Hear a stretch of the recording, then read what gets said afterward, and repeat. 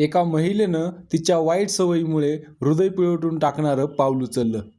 खरं तर त्या महिलेचे गल्लीतल्या अनेक मुलांशी अनैतिक संबंध चालू होते. एके दिवशी तिच्या पतीनं तिला मुलांसोबत नको त्या अवस्थेत बघितलं. पुढे या घटनेत काय घडलं ते चला पाहूयात आजच्या व्हिडिओमध्ये. पण त्या अगोदर आपण अजूनही आपल्या मराठी क्राईम डायरी चॅनलला सबस्क्राईब केलं नसेल तर आताच करून घ्या आणि शेजारील घंटी नक्की दाबा, जेणेकरून आपल्या चॅनलवरती आलेला नवीन व्हिडिओ तुमच्यापर्यंत लवकरात लवकर पोहोचेल. तर चला सुरुवात करूयात.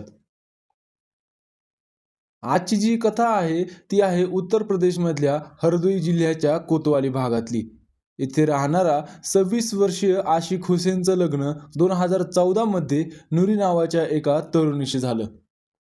लग्नाच्या 1 वर्षानंतर दोघांना एक मुलगी झाली.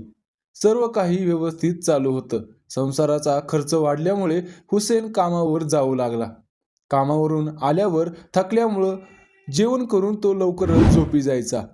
नुरी पती काही करेल याची वाट पाहत बसायची, पण हुसेन थकल्यामुळं झोपी जायचा.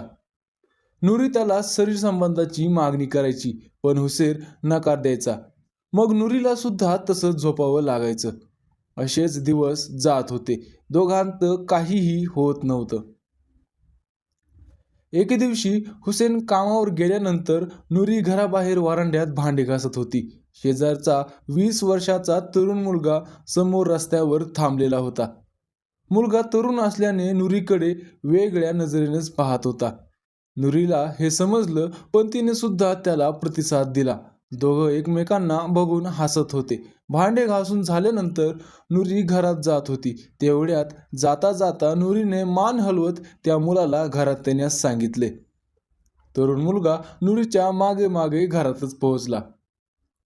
घरात शिरताच नुरीने दरवाजा बंद केला आणि मुलाच्या अंगाशी चिटकली. यानंतर दोघांकडूनही जास्त वेळ राहवलं नाही आणि दोघांत शरीर संबंध प्रस्थापित झाले. आता नुरी खुश झाली होती. तिला जेव्हा वाटेल तेव्हा शेजारच्या मुलाला घरी बोलावून आनंद घेऊ लागली होती. यानंतर तो तरुण मुलगा त्याच्या 2 मित्राला सुद्धा नुरीच्या घरी घेऊन येत होता आणि नुरीसोबत तिघांचा नुरीवर चालू गेम होता. तर नुरी यानंतर रात्रीच्या वेळेसुद्धा मुलांना बोलवू लागली. हुसेन कामावरून आल्यानंतर त्याला जेवण करून द्यायची आणि जेवणात गुंगीचं औषध मिसळून त्याला खायला घालायची. मग यानंतर हुसेनला गाढ झोप यायची आणि नुरी मुलांना बोलावून दुसऱ्या खोलीमध्ये शरीर संबंध ठेवायची. असंच काही दिवस चालू राहिलं. पण एके दिवशी हुसेनला अर्ध्या रात्रीच अचानक जाग आली आणि त्याला शेजारच्या खोलीतून आवाज येत होता. अर्ध्या रात्री कोण आवाज करतंय म्हणून हुसेन बघायला गेला, तर दरवाजा उघडताच त्याला नुरी 3 मुलांसोबत नग्न अवस्थेत नको ते करताना दिसली. हुसेनला याचा प्रचंड राग आला. त्याने डायरेक्ट नुरीला मारायला लागला.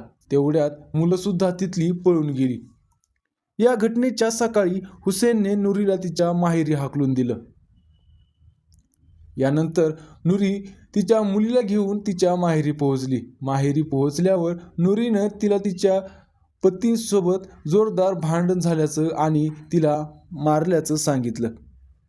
तर नुरी आता आपल्या माहेरी राहू लागली. तिला शरीर संबंध करण्याची इच्छा होऊ लागली, पण तिच्या जवळ ना तिचा पती होता ना गल्लीतली पोरं. यानंतर तिने माहेरी सुद्धा तिचं शक्कल लढवली. ती आता माहेरी असणाऱ्या तरुण मुलांना रात्रीच्या वेळेस बोलू लागली. जेवणात आई वडिलांना सुद्धा गुंगीचं औषध द्यायची आणि मग रात्रीचे 3 ते 4 मुलांना बोलू लागली. माहेरी सुद्धा आता नुरीचं जीवन मजेत चाललेलं होतं. तिने माहेरी राहून अशीच 5 वर्ष काढले. पण एके दिवशी नुरीच्या वडिलांना सुद्धा याची माहिती समजली. रात्री जागी असताना त्यांनी सुद्धा नुरीला 4 मुलांसोबत संभोग करताना पाहिलं. त्यांनी नुरीसह बाकी मुलांना पकडून त्याची बेदम धुलाई केली. 5 वर्ष माहेरीच राहून आता नुरीने नवऱ्याकडे जायचं ठरवलं. नवऱ्याची माफी मागून ती तिच्या सासरी हुसेनकडे वापस राहायला गेली. तिचा पती हुसेनने तिला माफ केलं होतं, पण नुरीमध्ये 5 वर्षानंतरही तिच्यात काहीच बदलाव झालेला नव्हता. तिने वापस तेच सुरू केलं. हुसेनच्या जेवणात ती गुंगीचं औषध द्यायची आणि गल्लीतल्या मुलांना बोलवून तिचा खेळ चालू होता. पण ही बातमी परत एकदा हुसेनला समजली. पण यावेळी हुसेनने काही करायच्या अगोदरच नुरीने त्याला 4 पायाच्या बाजेला बांधलं. यानंतर विटाने त्याच्या डोक्यावर वार करत हुसेनचा जीव घेतला. यानंतर हुसेनची हत्या झाली नसून त्याच्यासोबत दुर्घटना झाल्याचा बनाव करत तिनं बाजेची तुकडे केली आणि हुसेनच्या अंगावर टाकले आणि जमिनीवर पडलेले रक्त तिनं पुसून घेतलं. पण याचा परिणाम तिला कैदच झाली, कारण वडिलांची हत्या आईनेच केल्याची ही हुसेन आणि नुरीच्या 5 वर्षाच्या मुलीनं बघितलं होतं आणि तिनं हे सर्व पोलिसांसमोर उघडं पाडलं. मम्मी मुलांना घरात बोलावून त्यांच्यासोबत झोपायची असंही त्या मुलीनं सांगितलं. यानंतर पोलिसांनी नुरीला कस्टडीत घेतलं. तेव्हाच तिने हुसेनची हत्या केल्याचं कबूल केलं. मित्रांनो, जर तुम्हाला हा व्हिडिओ आवडला असेल तर या व्हिडिओला लाईक करा आणि सबस्क्राईब करायला मात्र विसरू नका.